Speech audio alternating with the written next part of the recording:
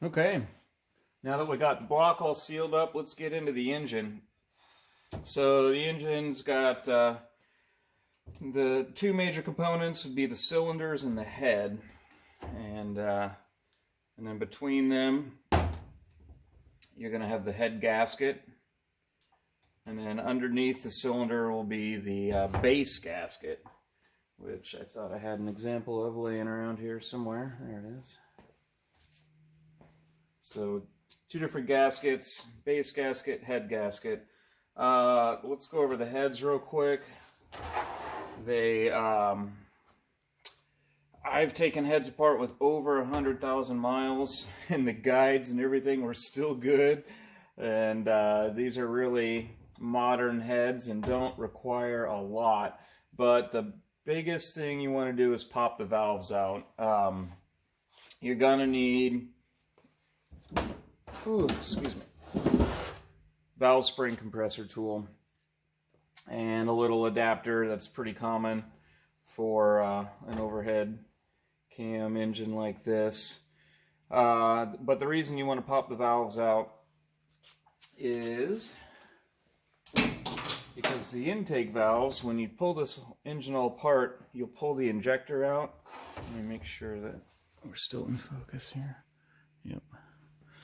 So the injector is right here, and because the injector sits upwards, it collects gravel and dirt and all kinds of crap. And then when you pull the injector out, all that stuff goes down inside the engine, and it lays against the back of the intake valve, like I've got one apart right here. Let's see. Yeah, you see all that? That's like gravel and sand. Not what you want to be inside your new engine. So you're gonna pop all the valves out and clean the head thoroughly. I've got one here that is finished. Let me make sure that's in the frame. Yep. Nope. So here's the one that's finished. It doesn't have to be, completely down to aluminum. I've taken a grinder and just ground off all the carbon. Well, not all the carbon, a majority of the carbon, and then lapped all the valves. So not only will you want to take the intake valves out and clean those, but it's pretty common for the exhaust valves to need some work too. And what'll happen with those is it'll get cratered. These are in pretty good shape. A lapping will probably take care of these, but sometimes you get 100,000 miles on an exhaust valve and the sealing area of the valve is just cratered, and then I bring it down to the machine shop and have a valve job done on it. But that's basically it. There's some valve seals underneath the springs here. Oop, yeah, gotta keep checking that. Okay, so there's valve seals underneath the springs here. They're pretty robust. I haven't had a lot of issue with those. Replace them as your situation dictates. If it's low mileage, then we'll probably leave them. If it's got a boatload of miles on there, probably a good idea to replace them. At $25 a piece times 8, it's going to get pretty expensive, but it is what it is. At least they're available.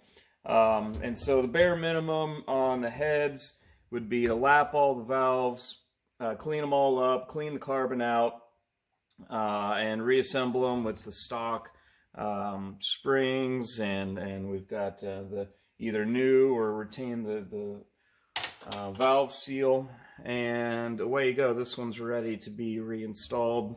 Yeah, everything's lapped and cleaned up, and then this is the other one for our engine that we're working on today.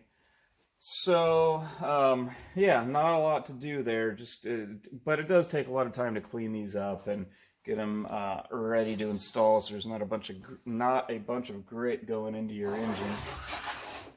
So then we get down to the cylinder, and if we're doing a stock rebuild and the stock piston is in good shape, then we're good.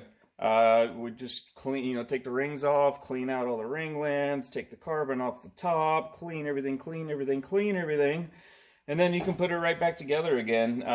Victory is using a Nikasil cylinder liner. It's all aluminum cylinder with a Nikasil lining. And Nikasil is like a coating that's really super, super hard, harder than steel.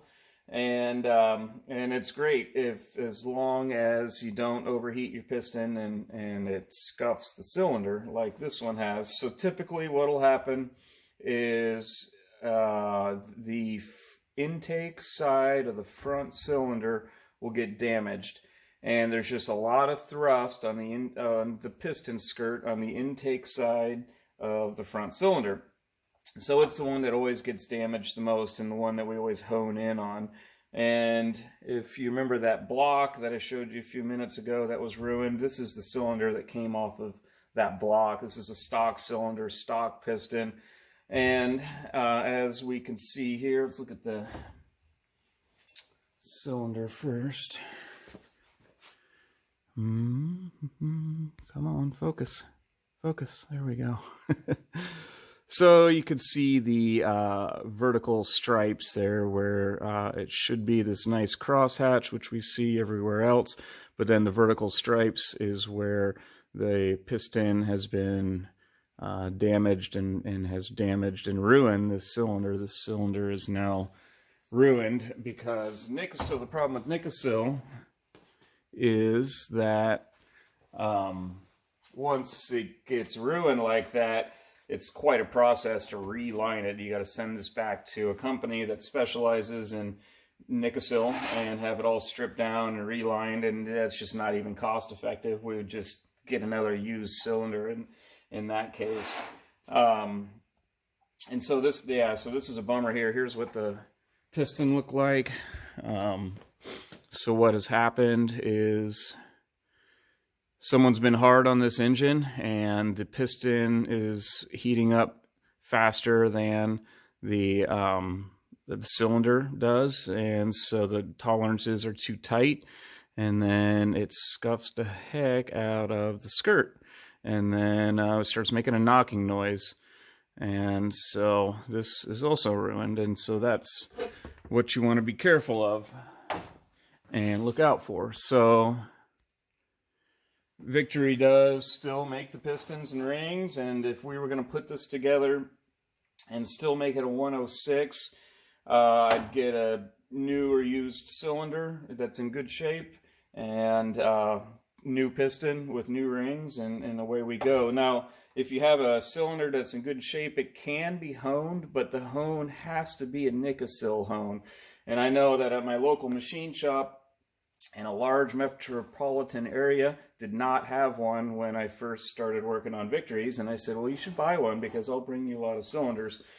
And they did. They bought a Nikasil hone specifically for Nikasil, and he thanked me later because Porsche uses Nikasil on some of their engines, and he's got a couple of Porsche mechanics that bring him their blocks now to get the Nikasil honed. But honing the stock cylinders isn't like necessarily required. Like if we took apart a bike that's got 15,000 miles, the piston isn't damaged, it's all good, just put it back together.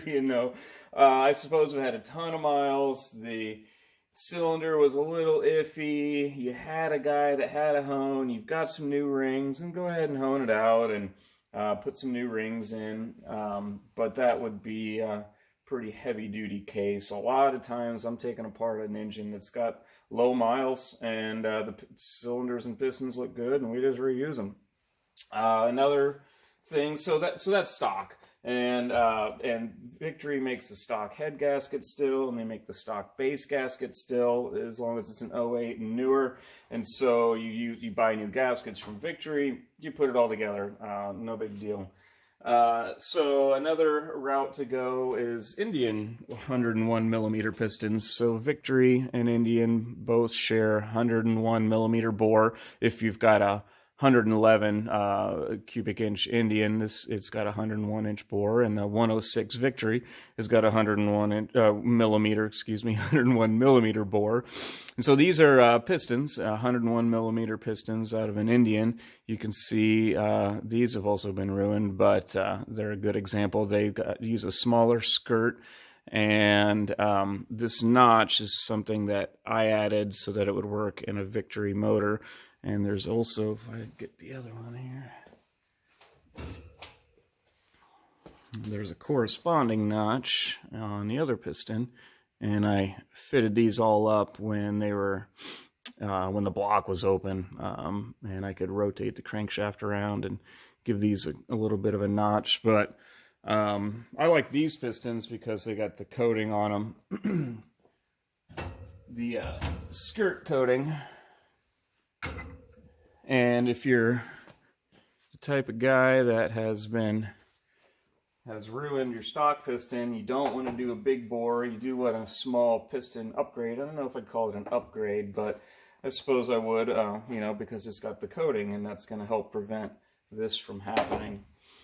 So that is a real quick and easy way to rebuild the 106. Assess the cylinder and piston for damage, replace as needed. If it's low mileage, then you just clean that stuff up, put it all back together with new gaskets as per the instructions in the book. Make sure you're cleaning up the heads really well.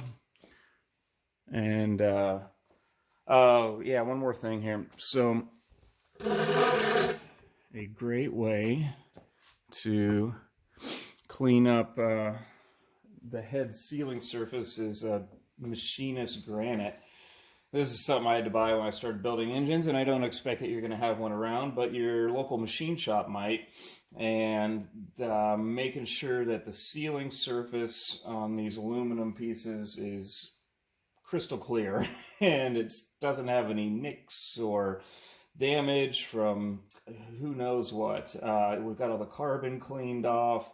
I've given it a nice hone, and that's going to make the gasket seal a lot better. I actually, let's see if it's in the frame here. Yeah, see, I got this old block here that I'll slip a cylinder down into and sand the bottom, and I'm just kind of making sure there's no rough edges or burrs or gasket material or anything that's going to make that gasket sealing surface weep, because the last thing you want to do is have put it all together and have a freaking leak on it.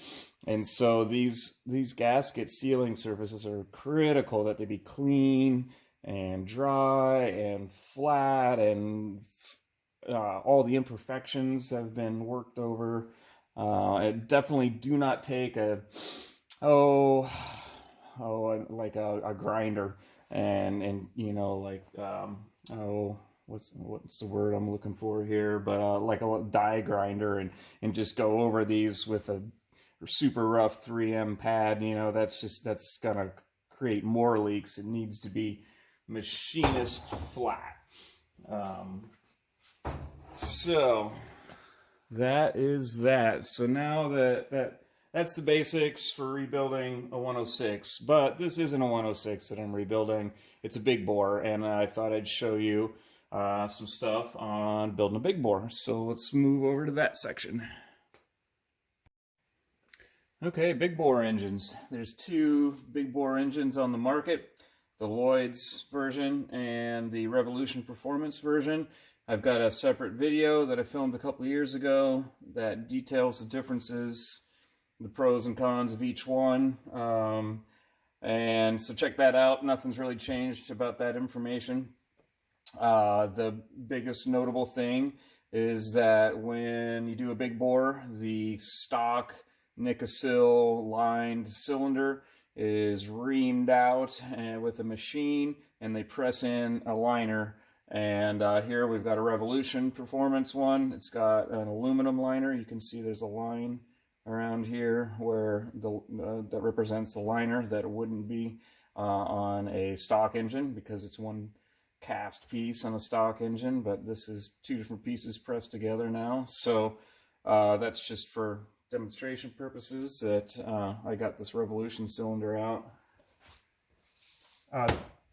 Here, let me take this back. So the Revolution cylinder it's an aluminum liner, and then they have Nikasiled this the same as Victory, and it's just a bigger bore, and then they use an aftermarket piston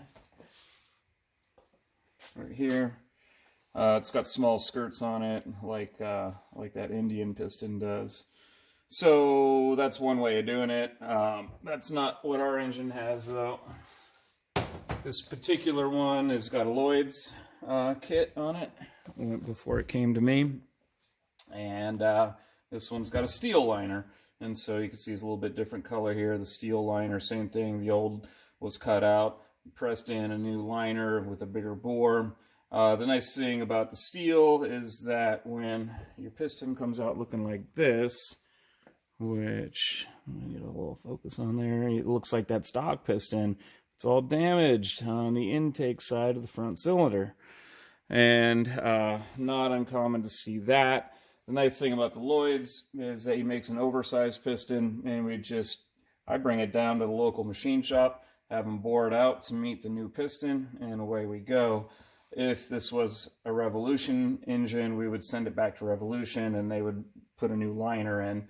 And so it's a little bit less expensive with this Lloyd kit, but there's, again, pros and cons. Watch the other video, but here we are with the Lloyd's kit. So notable things about the Lloyd's kit is that it's going to come with its own head gaskets. So Cometic head gasket here, and then it'll come with a variety of base gaskets, different thicknesses of base gasket, which I'll get into here in a minute. And then, of course, the different pistons. And something that you should be aware of is that the rings are not gapped yet. You are the person that's gapping the rings. So just like any custom engine build, we're putting the rings in and putting them down into the cylinder and taking a measurement, gapping them as needed. Both the Lloyd's kit and the Revolution kit, you will need to custom gap the rings. No big deal. It's pretty basic engine building stuff there, but don't just slap it together. So yeah, and then we got the big Lloyd's pistons here. So let's move the camera and I'll show you once the heads are cleaned up and I got the rings all gapped, then we can set this stuff on the block and measure the deck height and get a compression ratio. So let me switch some stuff around and we'll look at that.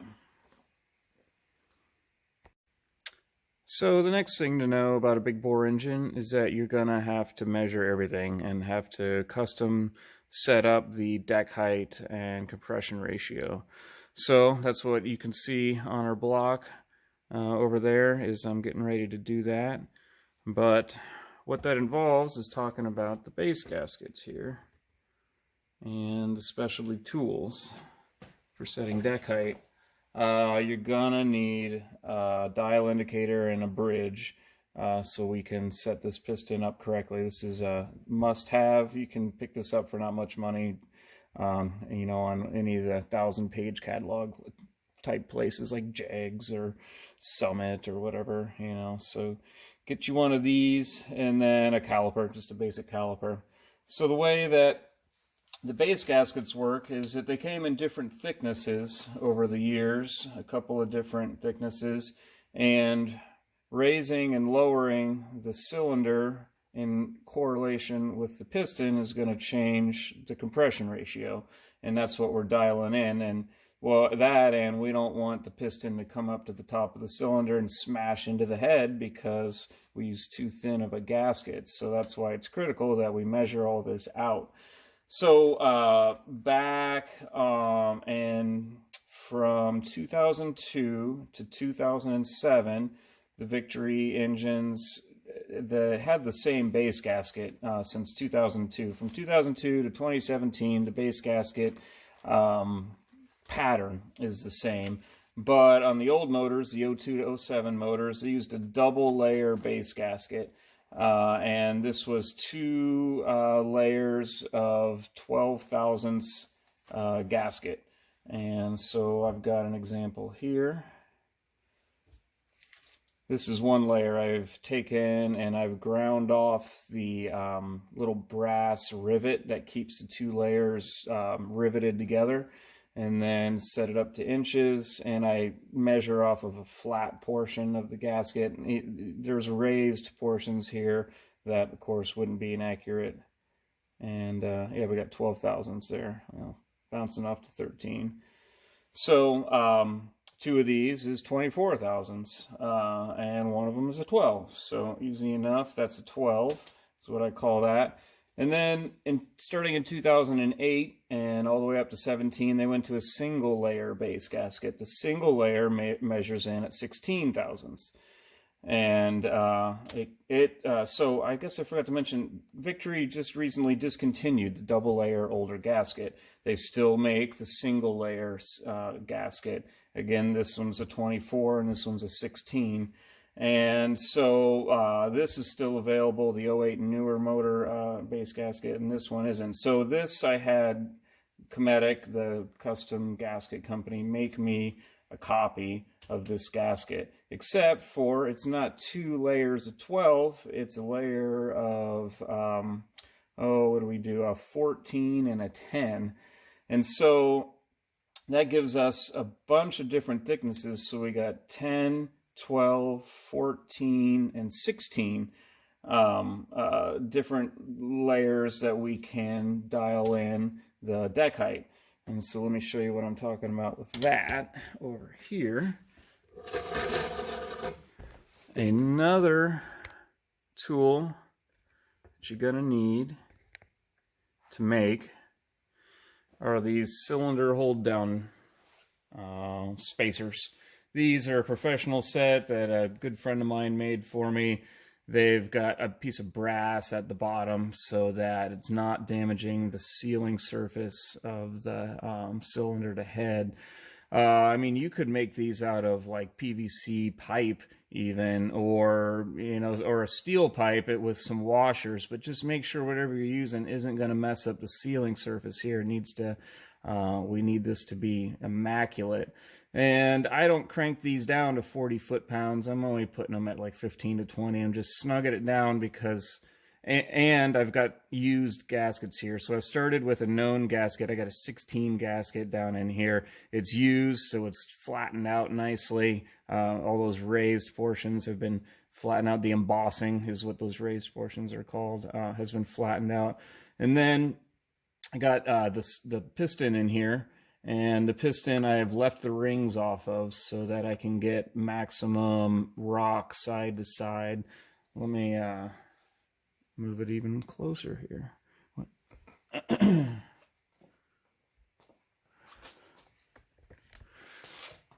So, I've already done some of the work here. Remember, the front and rear pistons are front and rear specific. And I'm starting out by doing the rocks, so there's no rings on here, so I can get a lot of rock. And so I do that to simulate the extreme conditions of what's going to happen inside your motor when you're at 6,500 RPMs and 300 degree oil temperature, and you're bouncing it off the rev limiter. You know, we want to make sure that this doesn't come crashing into the head. And so I've taken some measurements. I've got way too thin of a base gasket on here because it's out of the hole. I got positive 12 thousandths out of the hole. And when you combine that with the head gasket, which we got way back over there, there's not enough clearance with the head. And so, so I'm going to have to take this all back apart and add another layer of gasket to the bottom so that I can get this where I want it. So that begs the question, how thick is that head gasket? And so we're back to the caliper, and it's a triple layer. Looks like we got a 7 and a couple of 10s. Meaning it's a 27. Let's see what it says. Oh, label's gone. 27 thousandths there. So then we're going to plug all those numbers into like an engine calculator program and figure out the compression ratio. But for me, it's more important that the clearances be right. I want it to be, the rock to be like 30 thousandths. So I'm not, hold on a second. Although the compression ratio is good to figure out, I'm more worried about the piston rocking in its bore and it cocking to one side and this lip hitting the cylinder head. And so I'm going to set it so this rock to cylinder head thickness is about 30 thousandths for a street engine. And you're welcome to go tighter if you're feeling lucky and you want to increase the compression ratio, but don't come crying to me when you start getting a knocking noise when it gets up to full temp, because this little tiny bit of piston is hitting the top of the cylinder, or hitting the bottom of the cylinder, and then of course you got to rebuild it. So you want plenty clearance in there. And so once I shim this out a little bit more so that my rock measurement is acceptable, then I can take a measurement off the center and figure out what the compression ratio is going to be. That of course will involve CCing the head, which gets into another whole thing, and pretty simple universal hot rodding engine building stuff there, CCing the head. So once you got the head CCs, you got the deck height, you got your gasket thickness, you can compute the compression ratio. Something else to remember that I didn't do, because I'm just kind of messing around right now, is to lock the engine at top dead center, and that's going to make a huge difference on your measurement if you don't have it locked in like I do here. And then once it's locked in, let's see if you can see this here. Nope. Back up.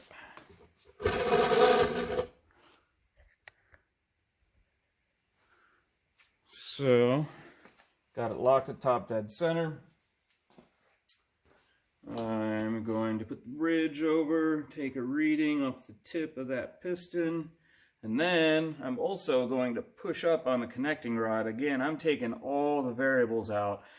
So, yeah, and that's going to make a thousandth of a difference right there. So, cocking the piston with one hand, pushing down on the bridge with the other, or pushing down on the bridge with my thumb, pushing up on the rod, and then push it all together and collecting my measurement. And then realizing it's out of the hole and I need to add more gaskets. So we'll take off the hold downs.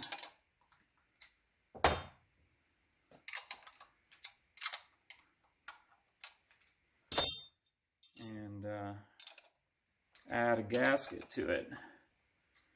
And then once I get that dialed in, I'm going to do the same process to the rear cylinder, because the front and the rear can be different. And that has happened before, where I've used different thicknesses of base gasket on the front and rear cylinder. Oh, and another thing, the head gasket, you don't want to start cutting it apart. The head gasket is a triple layer in this case, or if the stock is a double layer. Don't do what we did with the base gaskets and cut the rivets out and split it apart. The reason being is there's oil jackets in here, and we don't want to compromise our ability to keep oil flowing through here with different size gaskets. So that's something to keep in mind. So let me keep playing with this until I get the deck height set the way I want it, and then I'll know which gaskets to use. I'll finish cleaning up the heads, that way they are ready to install, and then we'll put the rings on the piston and put the whole engine together. So hang tight Let me do some more measuring, and we'll get this sucker built up.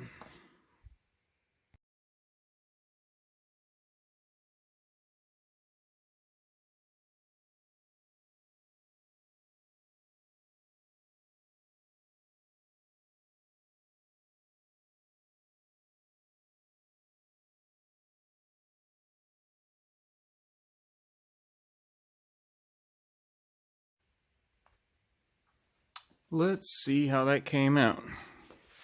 Let's check out my notes here. So I got the rear cylinder. I got a 16 and a 12 gasket on there. That's my note to myself. Got the 2 base gaskets, which ones I'm using. And then again the rock, you know, back and forth. That's what I mean by the rock.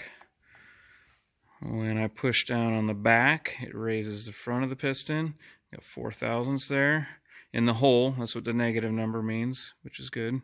4 in the hole, and I got 9 in the hole on the back. So I'm going to look at the minimum spec, the tallest part of this piston, the highest part in the cylinder, and bring it over here. So we measured the head gasket already, got it at 26.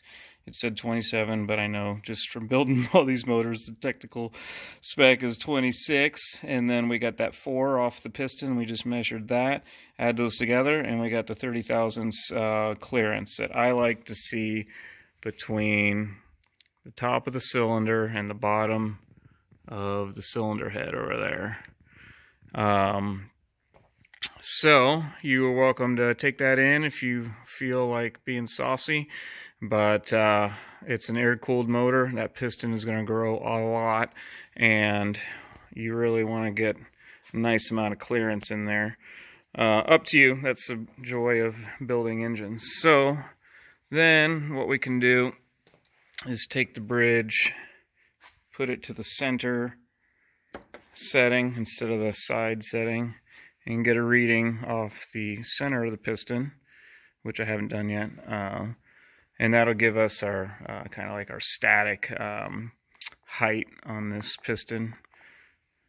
And then what we could do is get the burette out and fill it full of liquid. And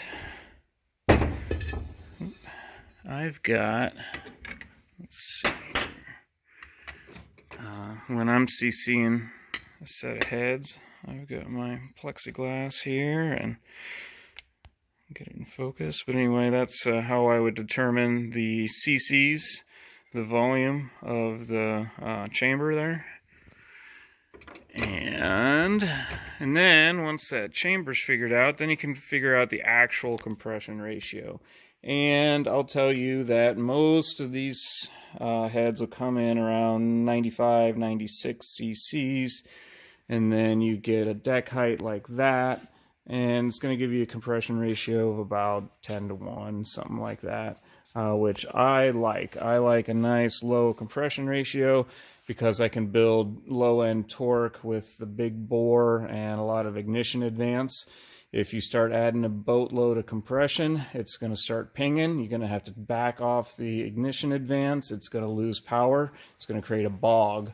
So we only, compression will build high-end power. So if you're literally building a race bike where you're not riding on the street, then yeah, go nuts with the compression, because you don't care that it's pinging at 3,000 RPM because you're spending all your time at 6,000 RPM or beyond.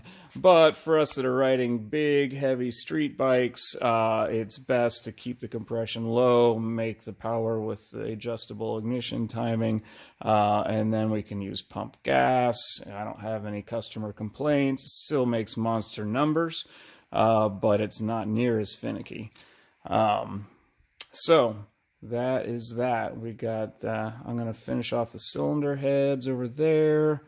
And then I'm going to take everything and wash it. I'm going to take those pistons and I'm going to wash them up. I'm going to take the cylinders, I'm going to wash them up. The heads, of course, are going to be all washed up and clean and dry. And then we can slip those rings on there and start assembling. So let me do some cleaning and preparing, and we'll start to just put this thing together. Well, I thought I'd film a little bit of the joy that is taking the valves out. Again, this is a pretty typical valve spring compressor.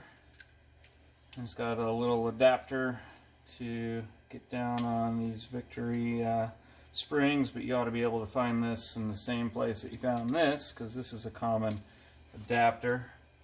And I got my little magnet.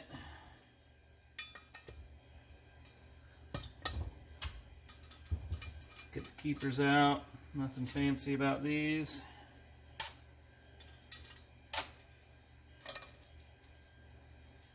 And voila. Push those out. And then get a set of pliers and pop the seal out. Get a little rock.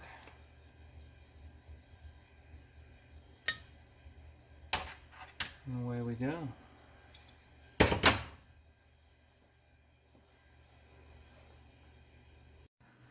And then once the valves are out, I've covered the holes here, the oil holes, with some tape.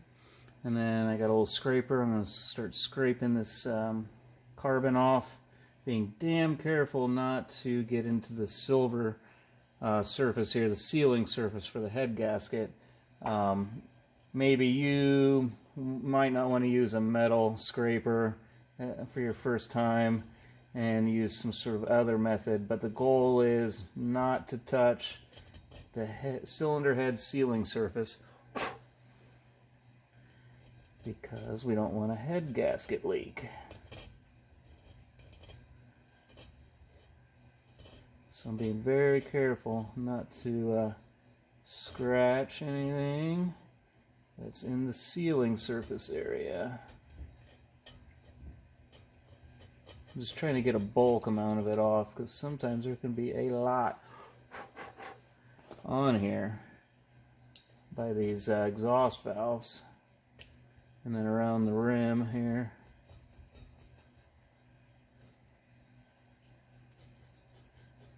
It's alright, we're going to wash it thoroughly when this is all done.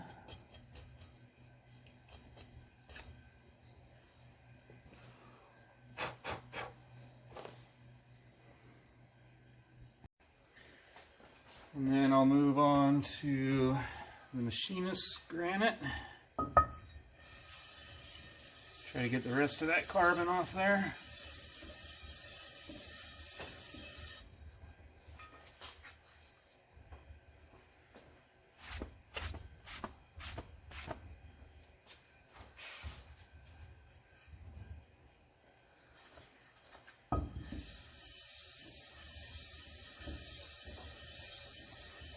And we're ensuring that there's a good head gasket seal.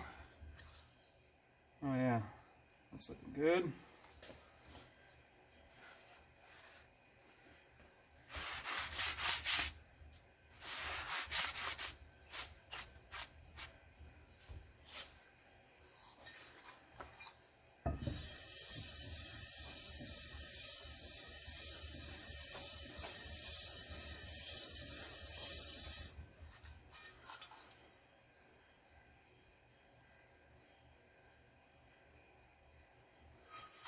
A little bit more.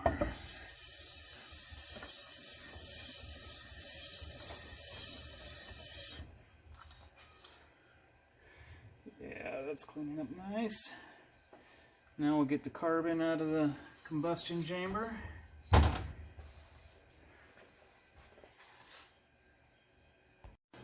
So you could take this down to your local machine shop and tell them to put it in their fancy parts washer that probably has enough heat to get rid of these carbon deposits, but I don't have that close by. I don't have an expensive parts washer, so a lot of times I'm just going to grind all this crap out. A lot of times even a big expensive part washer can't get all that stuff off of there, and that some of that carbon is just on there. So I'm just going to take a little time with some sandpaper rolls and my grinder here. The thing you don't want to do is, again, mess with the sealing surface. So the last thing that you want to do will be to grab your die grinder like this with 3M pad or sandpaper and start going all over the head. And now I'll use this kind of down in here just to get some of the carbon out inside the combustion chamber, but certainly not on the gasket surface.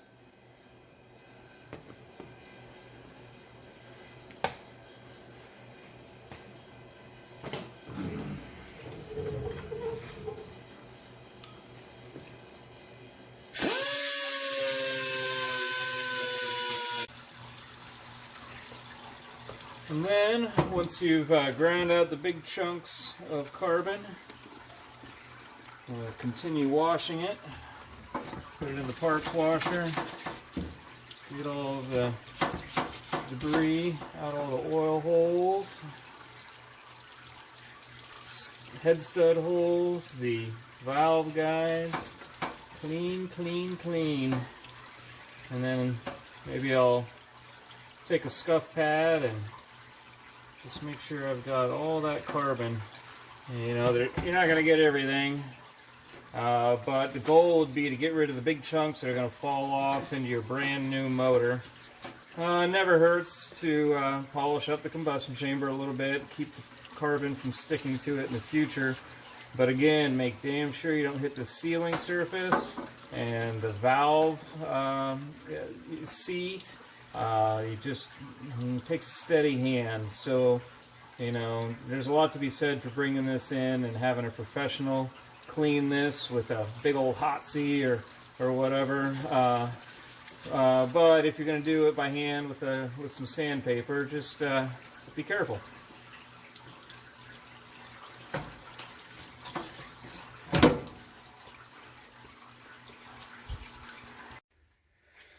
Okay, now that cleaned that all up, I've gone ahead and this bike again's got low mileage, doesn't really need a valve job. I just went ahead and just did a hand lap on it, just got some lapping compound, and I use a little piece of tube to hold on to the valve on the backside, and just give it a quick hand lap. Make sure you haven't messed up any of the valve's seat surface, or that you know, the valves themselves are in good shape. A lot of times the exhaust valves will get all cratered after a ton of miles, and then you'd want to take it to the machine shop and have them do a valve job on it. But at 15-20,000 miles, it's not going to need a valve job. So then I got a little bit of assembly lube and put the assembly lube in the valve guide holes. And then, oh, I forgot something. Hold on a second.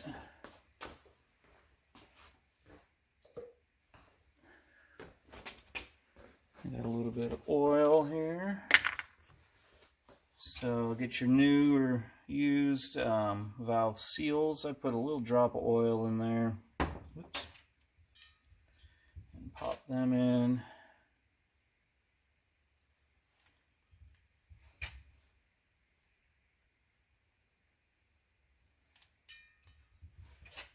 And then we can drop a valve in. Oil on the tip of that. Got them marked so they go back in their same hole.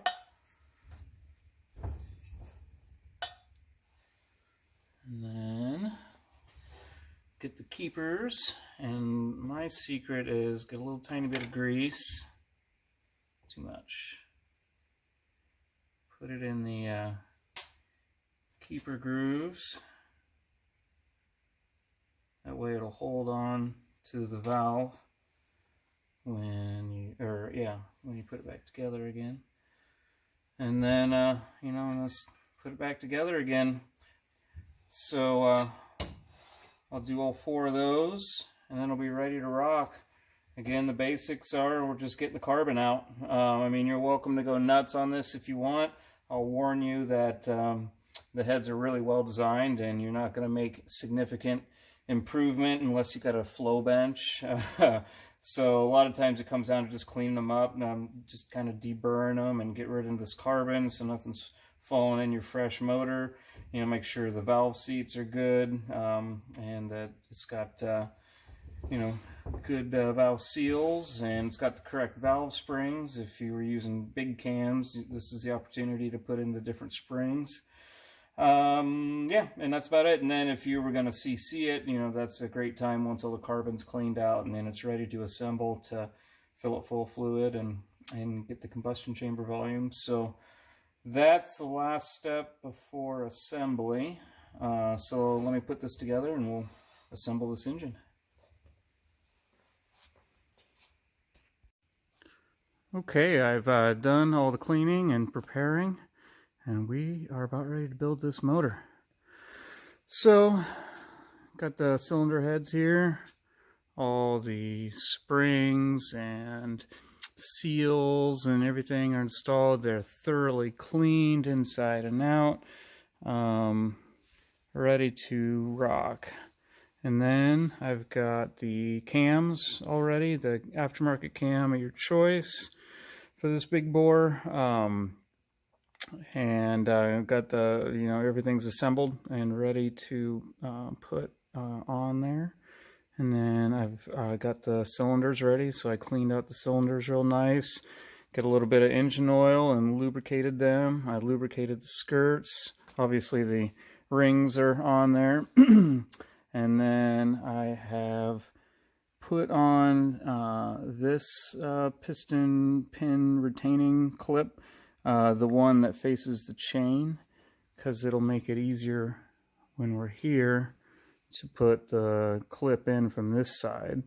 So I like to put the piston in the cylinder on the bench, put the clip in the cam chain side, get it all ready just like you see here. I'm taking lots of time to make sure the sealing surface is clean after I wrestled the piston in there. Oh, let me show you. Let's see here. There it is. So you could just use piston ring compressor like so. I just can do it with my hands, but that's the way to get the rings compressed into the cylinder. Got the other one here. That one's ready to rock. Got the all the nuts and washers ready. The 2 extra retaining clips for the connecting or the piston pin. So yeah, next thing is I got the correct stack of base gaskets as determined earlier. I've got some more anaerobic sealant from when we put the case together, and you want to put a little dab where the 2 case halves come together. There's a possibility, if there's no sealant there, for a tiny leak to happen. So I got just the tiniest dab on all 4 spots.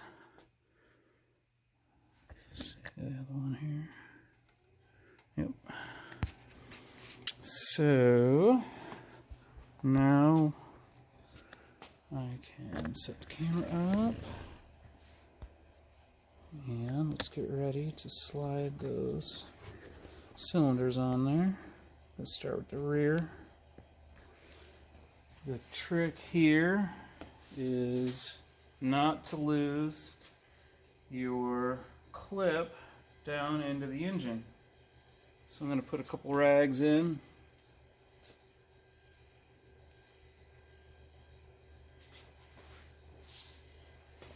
Make sure I got the rear cylinder, and that the piston is facing the correct direction.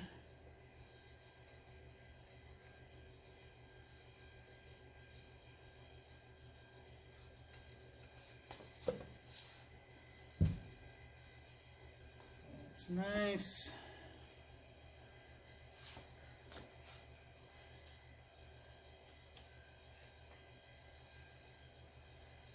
And then I've got a straight pick that I'm using along with my thumb. The thumb keeps it from popping out. And I'm pushing in on the thumb, prying it in there. Come on, baby. go. Nice little click. Give it a couple pushes, make sure it engaged 100%. Double check the other side. Make sure it's all in there good. Make damn sure you pull your rags out and you got both your rags.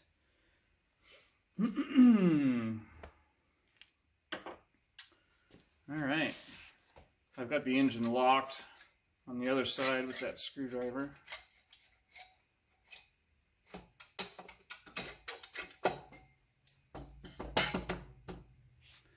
That's that. Now I'm just going to move it to top dead center on the other side.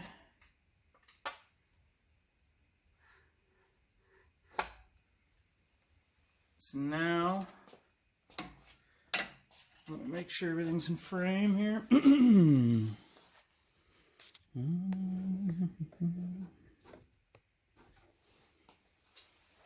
A little bit of oil may have come up. We don't want that to interfere with our head gasket seal. So, one last check. We got the rear piston. The forward arrow is facing forward. All good there. Got the two dowels in. Now we'll put the head gasket on. And then make sure the oil groove lines up. You can have this flipped and mess it all up, but it'll be plainly obvious that the oil groove is correct. So we're all good there. And let's get the rear cylinder head.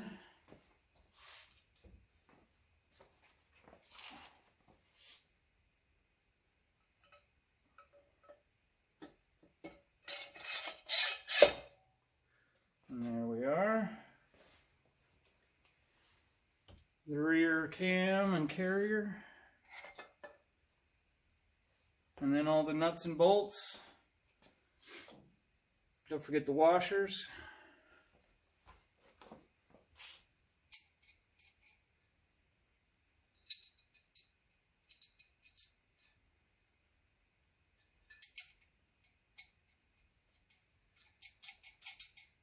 And then I'm just gonna torque it down just like it says to in the book, using a circular or crisscross pattern, I should say, across the head here, starting at 15 or hand tight starting. Let me get these nuts on there and I'll show you. I started by hand and then I work my way into the torque wrench.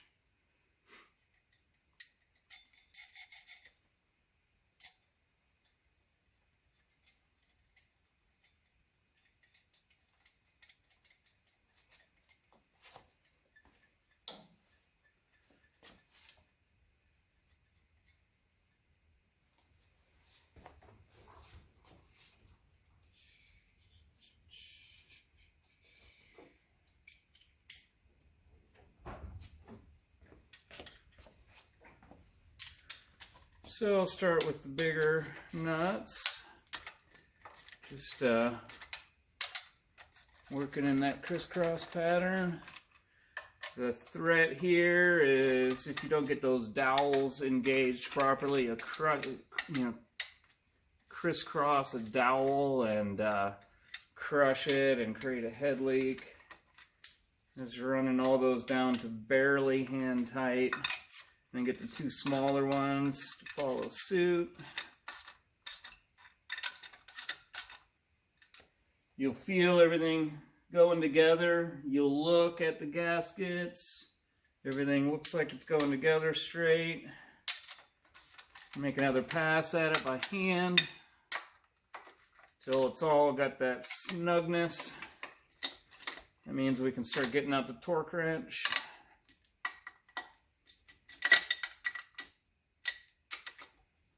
Excellent.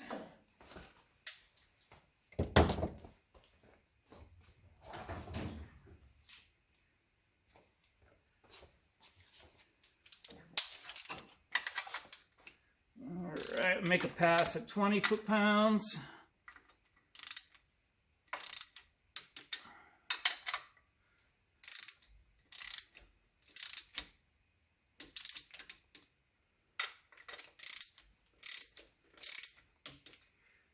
And back it down to 18.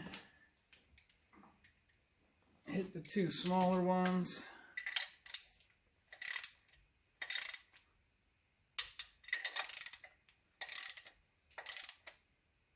Those are the final torque on those two. Let me double check the other side. All good there. We can move up to 30 foot-pounds.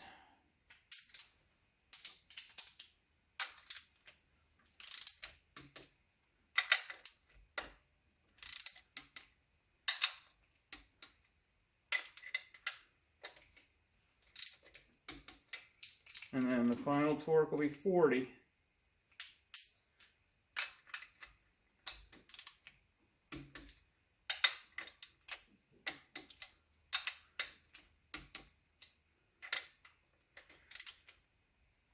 Sweet.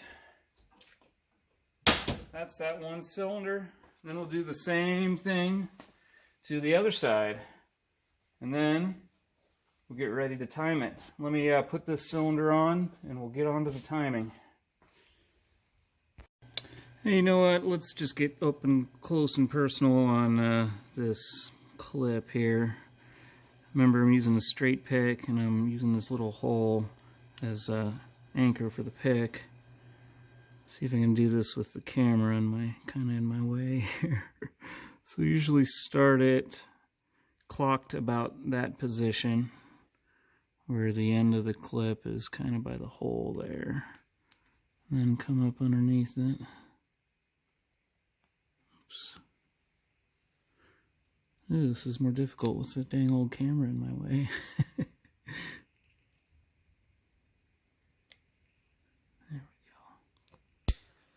Ooh, that one popped right in there. Hopefully that showed up okay, but you know, I just pried on it like that. Now I'm going to just push on the ends, make sure everything got clipped in there nice, and it's fully seated, and there's not going to come loose on the dyno. Or after you get it home, and then we're going to double check the other side. And then we're going to make damn sure we got our rags out of there. And voila.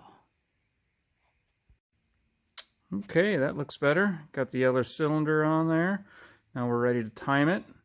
What I'm going to do is turn the crankshaft so that the top dead center key is facing up, and we got the pin in as per the manual. I'm turning the engine with the specialty tool here, which you do not necessarily need. What you could do is take the bolt that goes into the end, get a spacer of some sort, like one of the 19mm engine mount nuts, and thread that on there, and then use that 13mm hex to turn the engine. But I've got the correct tool, so I've turned the crankshaft so that it's in time here with that top dead center. And then I've ensured that, let me get my pointer. Now we got the rear cam in here. This is the rear cylinder, and then the timing mark is pointed up. And then we've got the timing marks on the chain are leveled with the head. You know, got it all as detailed in the manual.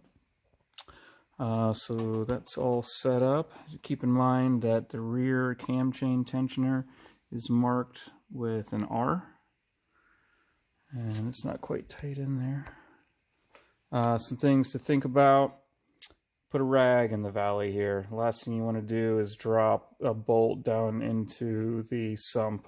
And I should have mentioned that before we put the cylinder heads and cylinders on there, because you don't want to drop a head nut or washer in there. And so there's that.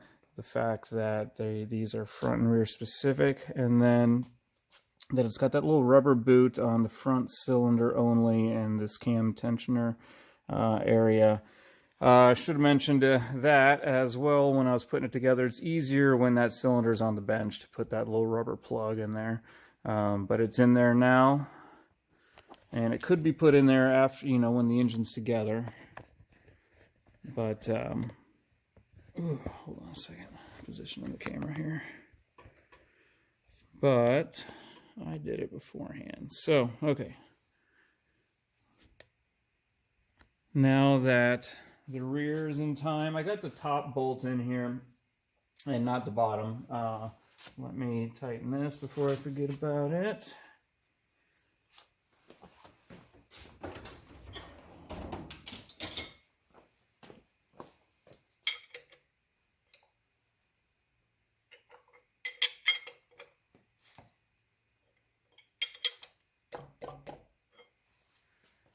And then I've got the guides loose in here because, again, I'm making sure I got the front cam in here and that the timing mark is up.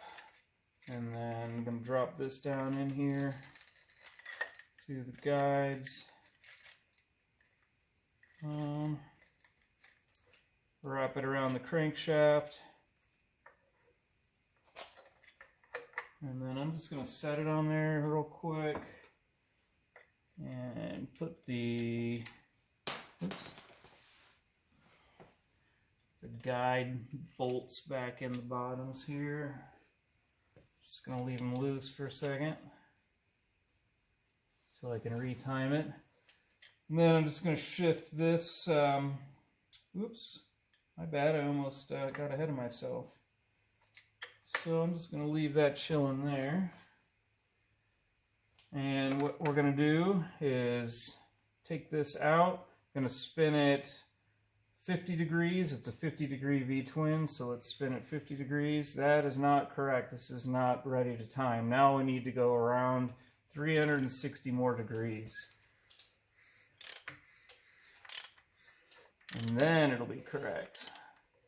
And that's what gets a lot of guys. Back around. Gonna get the pin ready to slide it in. Come on now. Gotta be getting close. There it is. Okay, now we're at top dead center on the front. And let me redo my chain here because I almost mistimed it in my haste.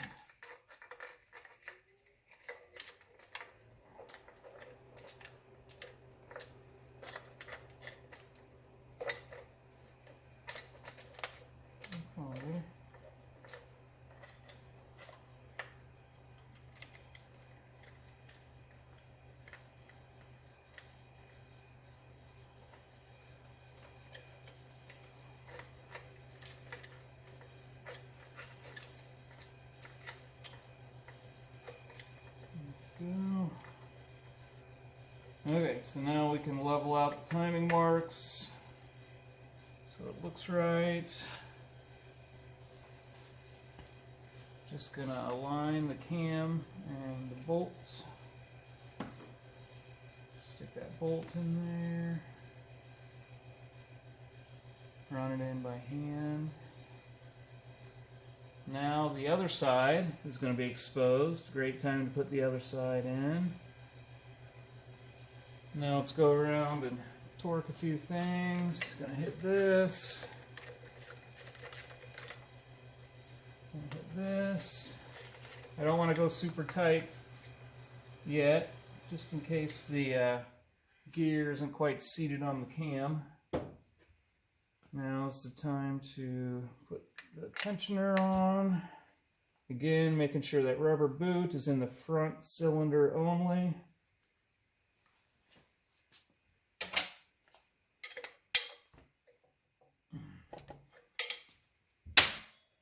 Hit these two.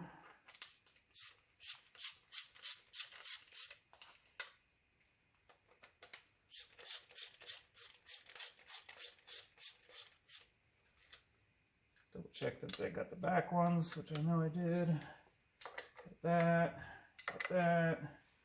Okay, let's expose that other bolt on the front cam just by spinning it till I can see it.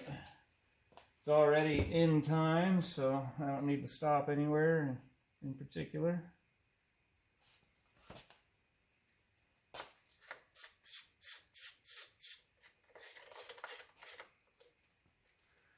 All right, I'll go through and hit these with the torque wrench, but that's it. It's in time. She's ready to rock.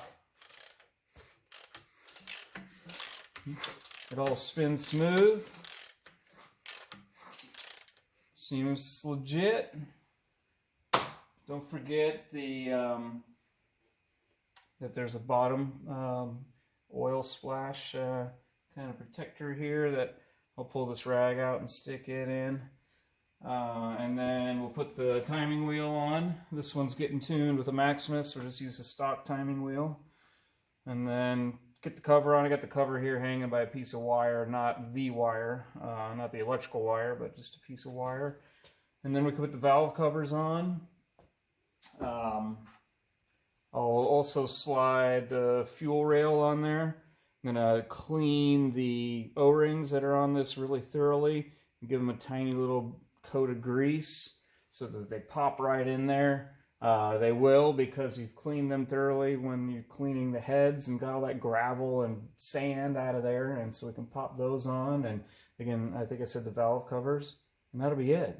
And then the engine's built just like that. Mine, on this one, I got to put that primary on there, but that's no big deal. Yeah, so let me do all that, and then I'll show you a quick trick on the primary, and then we'll be ready to put the sucker back together into the bike. So, hooray! Excellent. So, got the valve covers on, timing cover on. I slid the injector rail down in there, greased up the O-ring, slid it in. I haven't bolted it in yet. I want it to be loose for when the throttle body boot goes over it. I wanted some wiggle room so nothing snaps there.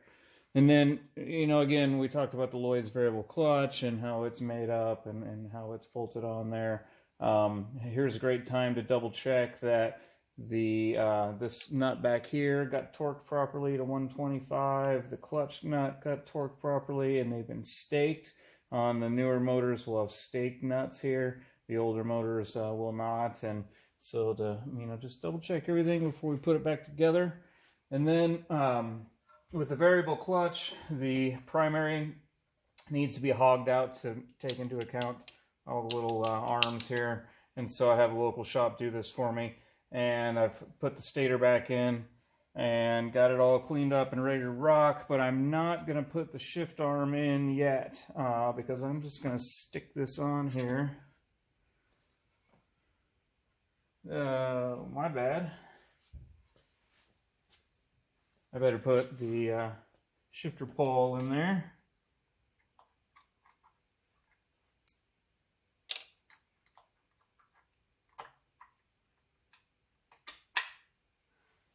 Okay, put that on there. Now I'll stick this on here. The magnet on the stator and flywheel will pull it together like that. And then I just kind of tap it on to, I was tapping where the shaft sticks out here, just kind of getting it all seated up, ready to rock. It has that new gasket on there. And then I can slip this down in. And since this cover's off, I can manipulate the rack through that hole there. There we go. And get this clocked in the right position, which is right there. Should just be, well,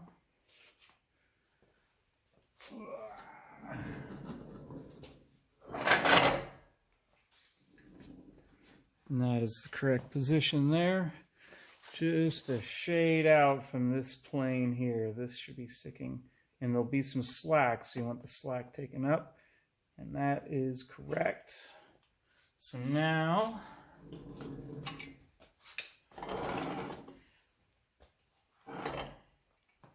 you put all the bolts in. Don't forget the little retainer for this is right here. You know, there's an O-ring. My customer has a new decorative cover he wants to put on this. So away we go with all the little bits and pieces to polish it off. And when you see me next, we'll be ready to stick it back in the frame.